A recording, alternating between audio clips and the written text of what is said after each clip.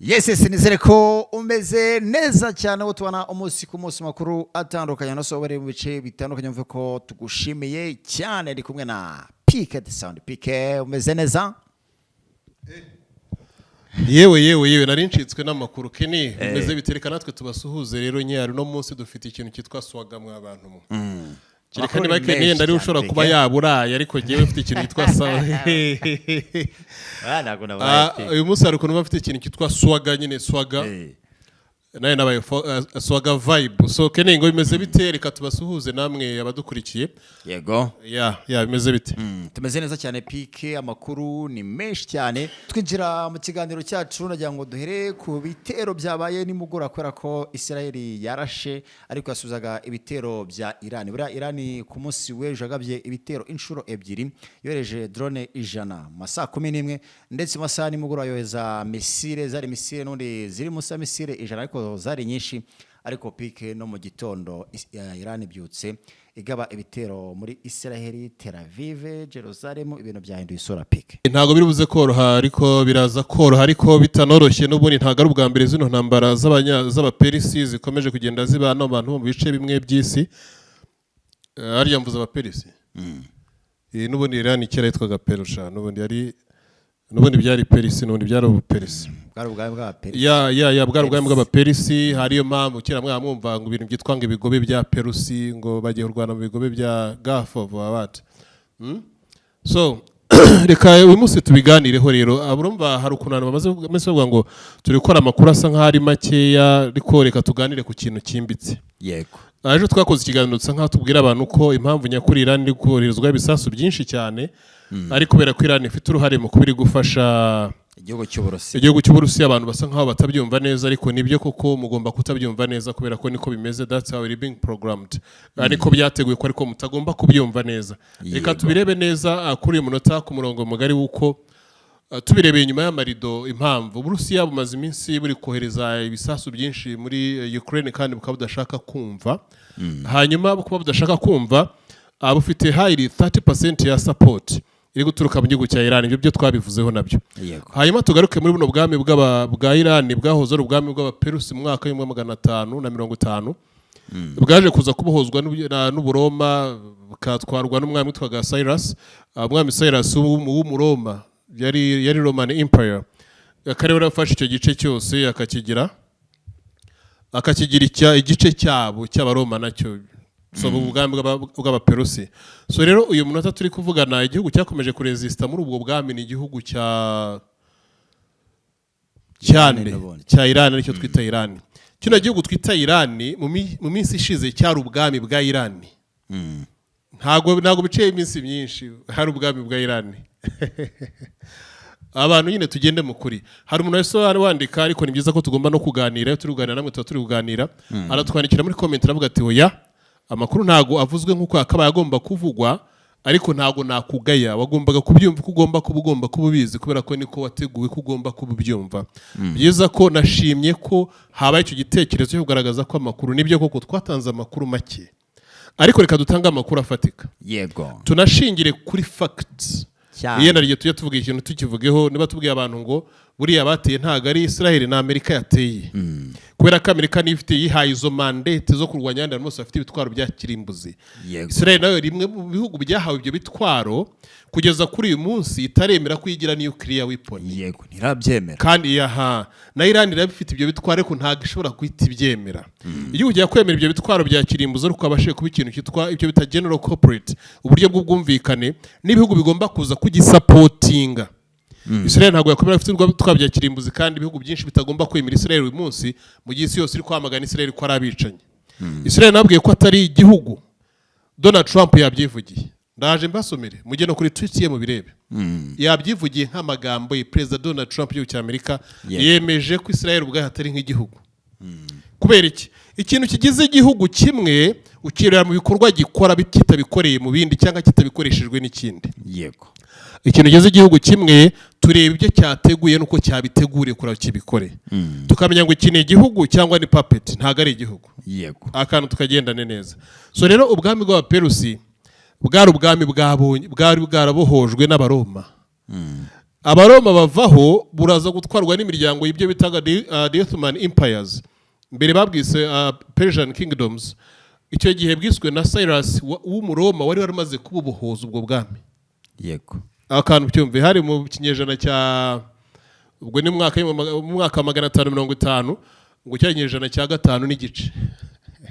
Akantu kumva ko twasubiye inyuma cyane. Noneho bamaze kubwita gutyo ubwo bwami bwaje kuza kongera kubohozwa ibyo bitaga the Ottoman Empire, ubwami bw'aba-Ottoman. Babwitaga ubwami the Ottoman Empire. Bwari ubwami bw'Abarabu bongeye kwisubiza cya gice. Ariyo kiriya gice mubona kiri kurwanirwamo, kirimo ibyo bice byose bya Baghdad byande. Hari akwa Baghdad no hari hatuye umwami bitaga Nebukadinezar. Muri Iraq. Muri Iraq.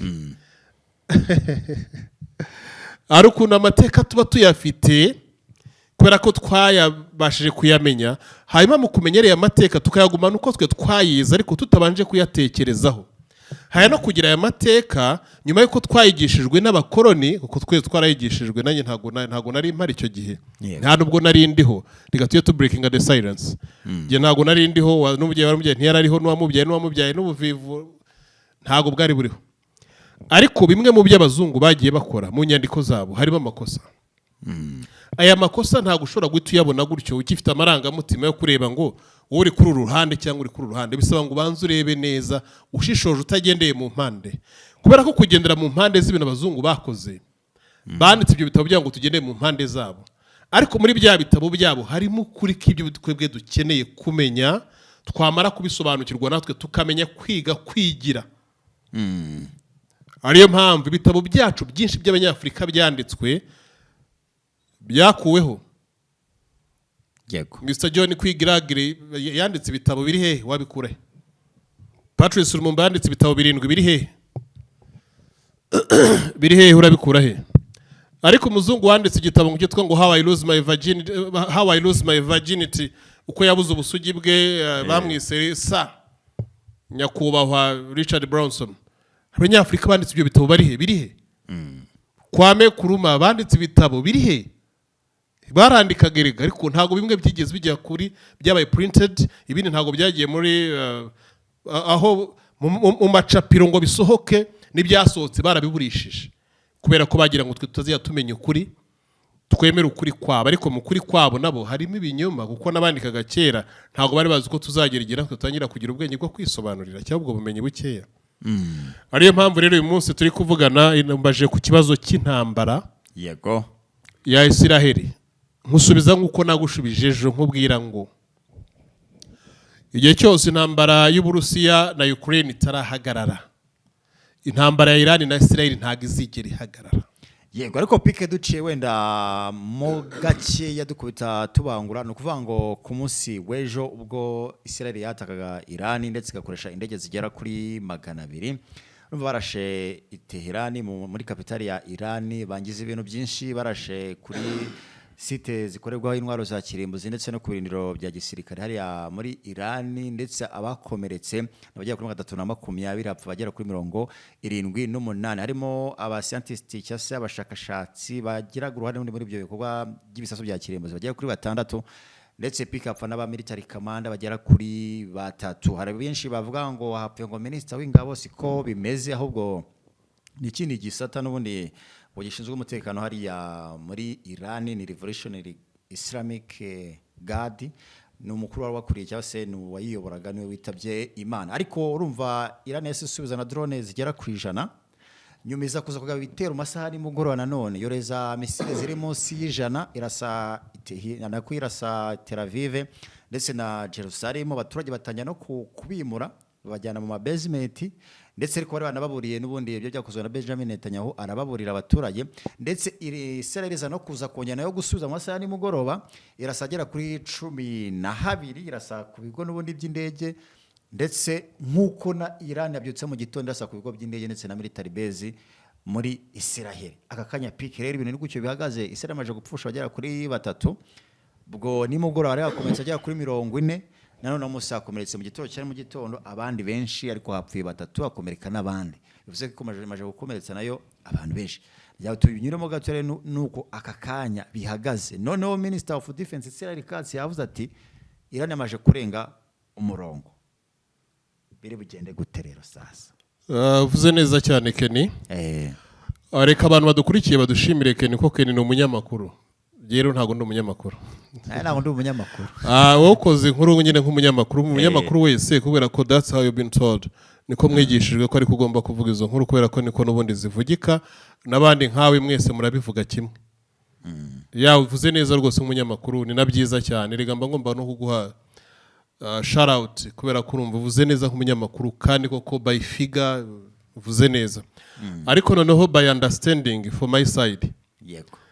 Israel bafite Amerika ifite ikintu bita the cause, impamvu and the purpose yo kugira ngo ifate biriya bice mu gihe cy'imyaka myinshi yarangiye.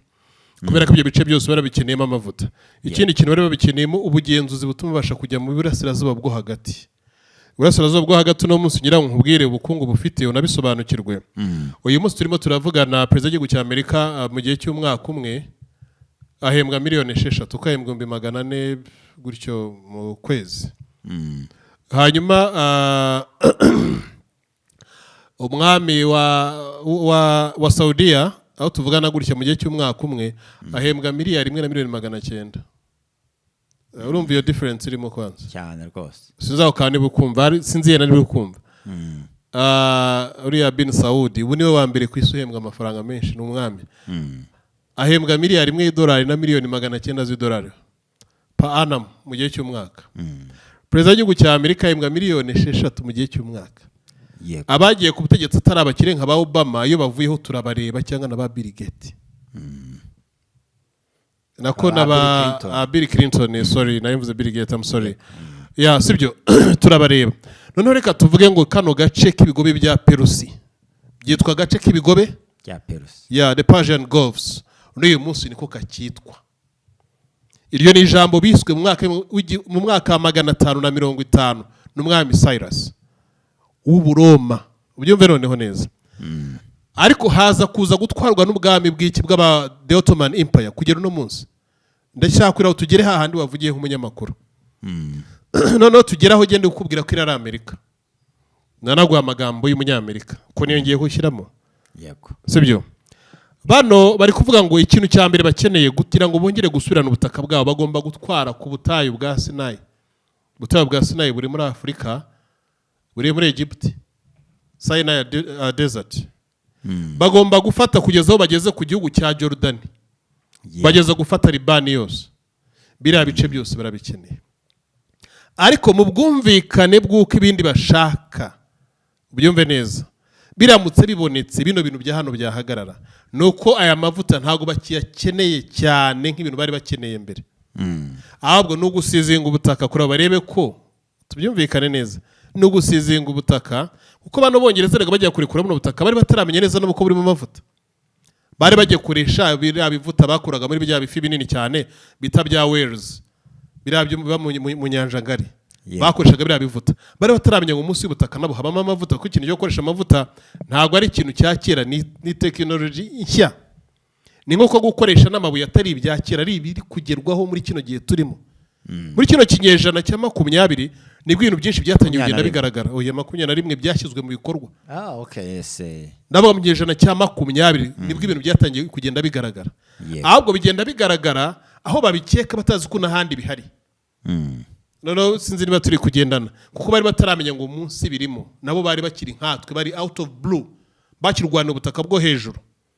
Kubera ko n'ahantu hambere babanje buriya kuza gufata abazungu, babanje kuza muri Zambia kuko niho baza gukora cobalt. Zira zivamo ibyuma bakoragamo, zira bita chariots ni biriya bigari abantu zagenda kurura amashovari. Bari bataragiye kuri iyo koranabuhanga ryo kumenya ibyuma byinshi bihari bikeneye ku isi. Ibyuma bya mbere na mbere babanje gucukura bagakenera babikuye muri Afrika. Mu bihugu by'Uburusiya bajya kwateza intambara kabiri y'isi, bari bamaze gusanga haba amakara y'umwimerera canira bya bitaka. Ariko ntago bari bazi ngo Uburusiya bufite ibindi byuma. None ngira ngo turi kugendana. Iyo baza kumenya ko kigiye bufite ibindi byuma, iriya ntambara ya Hitler ntago uri guhagarara Stalingrad. Kubera ko intambara y'Uburusiya turi kuvugana kuri ntago yakabaye irimo uyu munsi. Oya, icyo gihe bagombaga kongeramo imbaraga.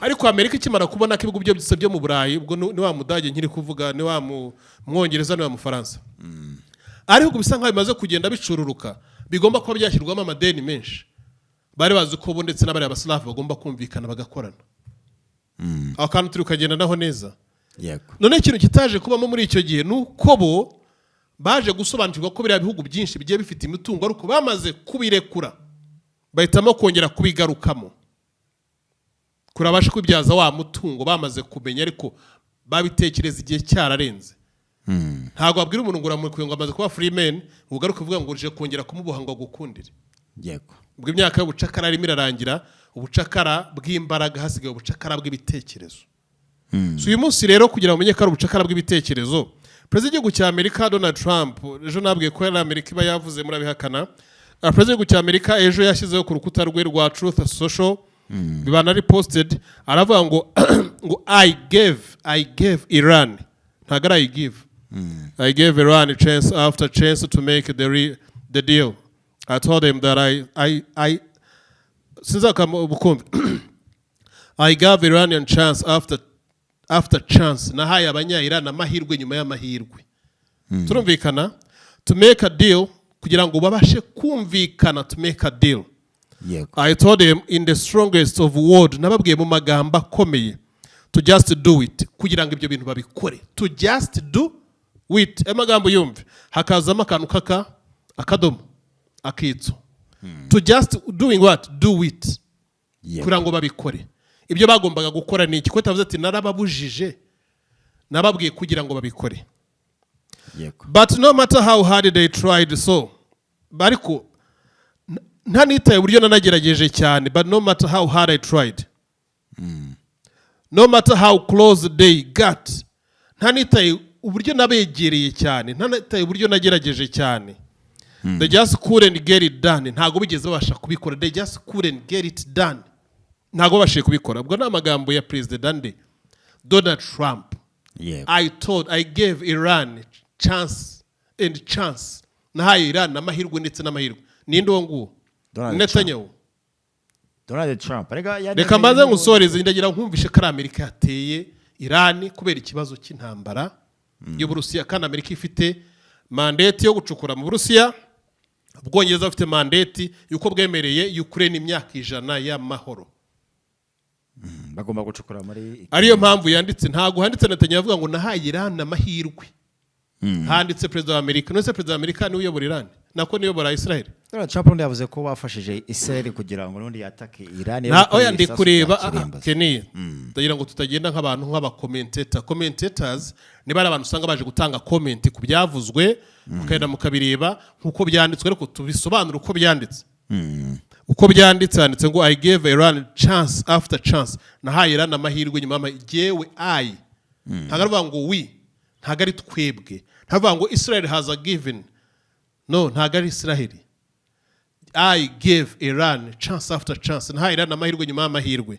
when Donald Trump I told him it will be much worse than anything they know anticipated or we are told that the United States make the best most lethal military equipment anywhere in the world by far in that Israel has a lot of it with much more to come ngatabwira ati yarababwiye ubyumve neza abanya-Iran ngo Amerika ifite intwaro zikomeye kandi zica n'izubumara byo bitareza weapons sibyo kandi isi yose irabizi muri ibyo byose isi yose izi rero namwe abanya-Iran mugomba kumenya neza ko nyinshi Israel zifite izo ntwaro za Amerika zifite Israel yego kandi bazi no kuzikoresha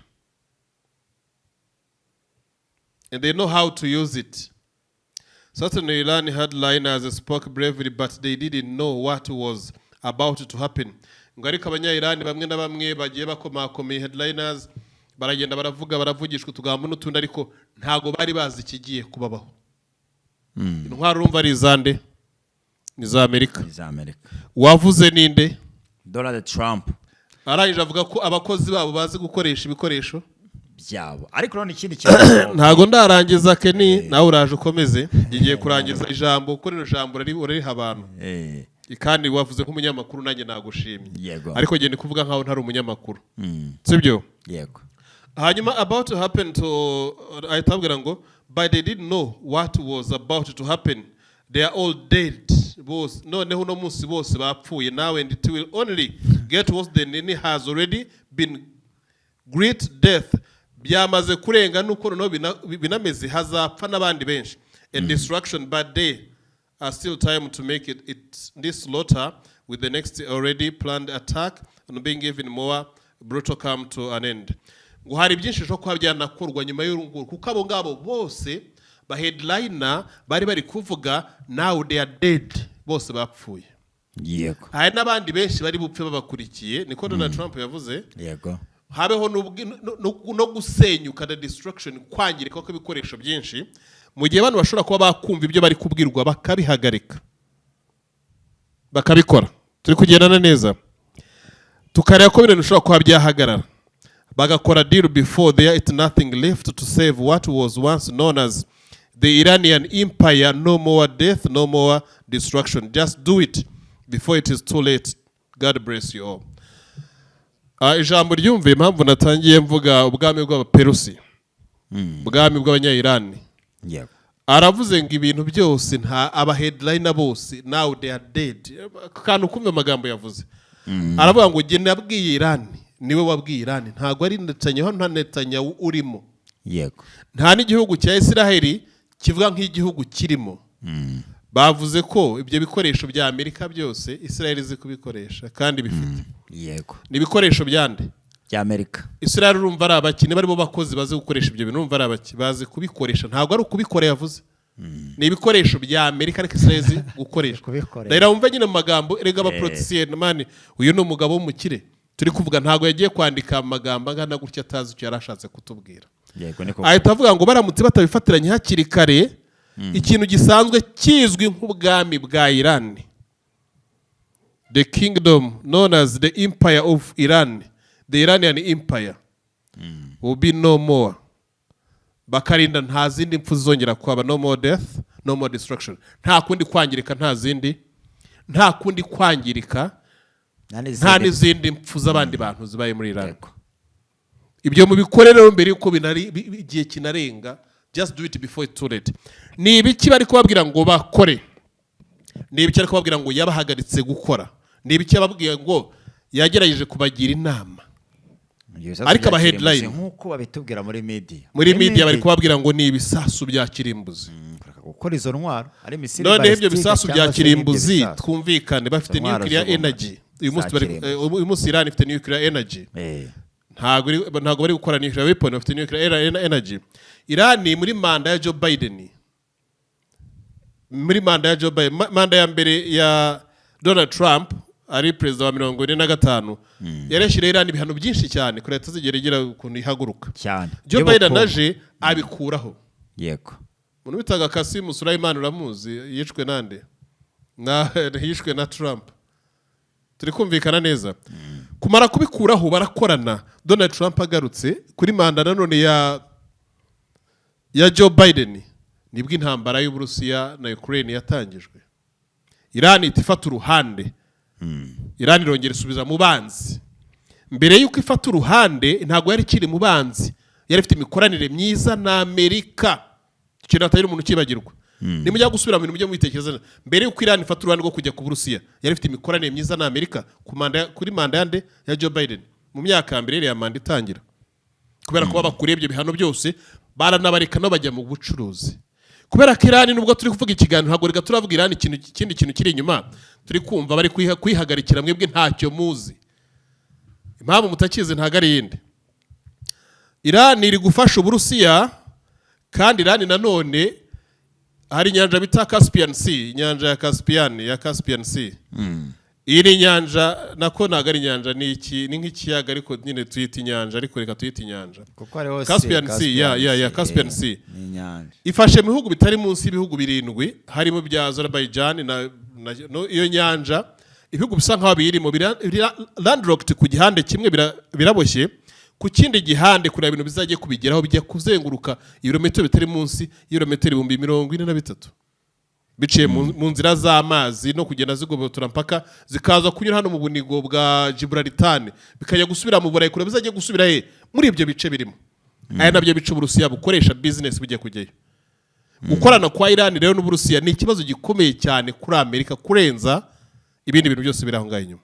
None se ino nyanja Caspian sibwo no kuvuga ngo leta z'u Amerika barashaka se aribo baza kuza kuyikoresha byo byaba bimeze gute?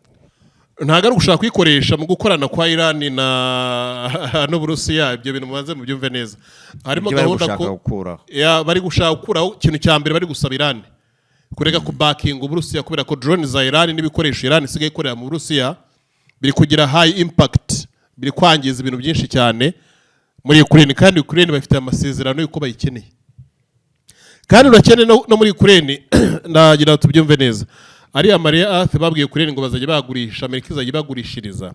Amerika nta muntu n'umwe ku isi ishobora kugurisha zira Maria Earth. Izajya izigurira ku giciro igenereye Ukraine amafaranga nkuko byemeranyije. Ariko na Amerika izikeneye. Ikeneye gukeneye gura za Maria Earth ni ikihe? Nta gihari kiri ku Burusiya nubwo buzikeneye.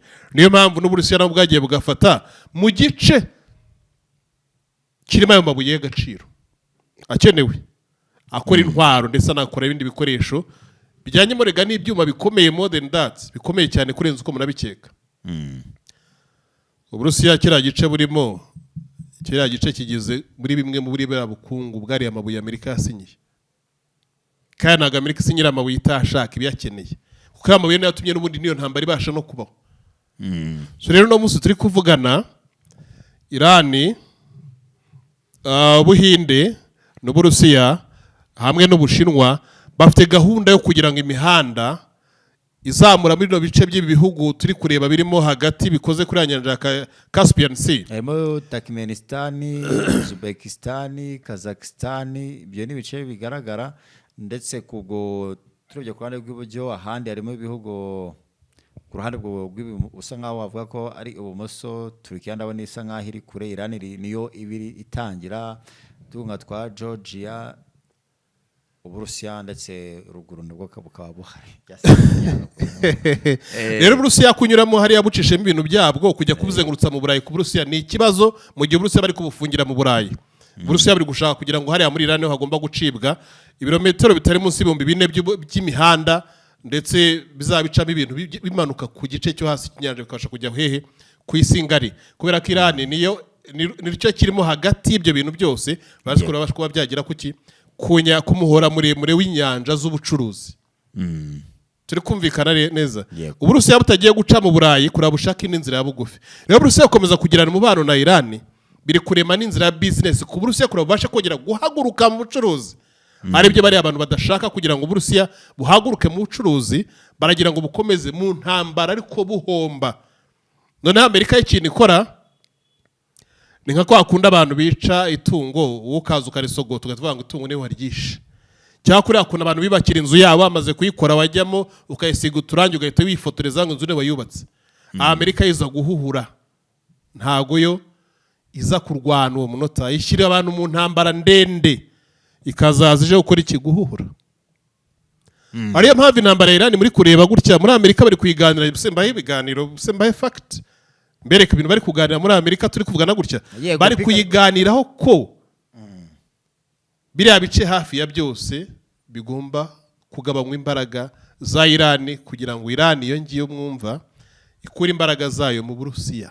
Yego pika turagaruka mu kanya, ndetse twinjira mu mirongo kiganiro turakigaruka mu kanya ntago kirangiye, ariko mu kukigaruka abantu mwumve ngo watanze ijambo ni Donald Trump, kubera ko yavuze ngo nabwiye abanya-Iran mbaha amahirwe yisubiramo ariko ntibabasha kumva. Rega barishimiye bya bitero pike byabaye inshuro ebyiri, babyishimiye ibyo bitero. Donald Trump yabyishimiye, byanabaye successful. Ibyo bitero bya Iran kuba byabaye inshuro ebyiri bakabyishimira. Ibya Israel urumva ba ibya Israel byabaye n'ibya Iran biraba, byose byabaye. Ariko byose kuba byabaye biriya bitero nka bya bindi byabaye mu Burusiya. Rego Uburusiya nibwo bwatangije intambara kuri Ukraine mu magambo yuko bivugwa n'uburengerazuba bw'isi.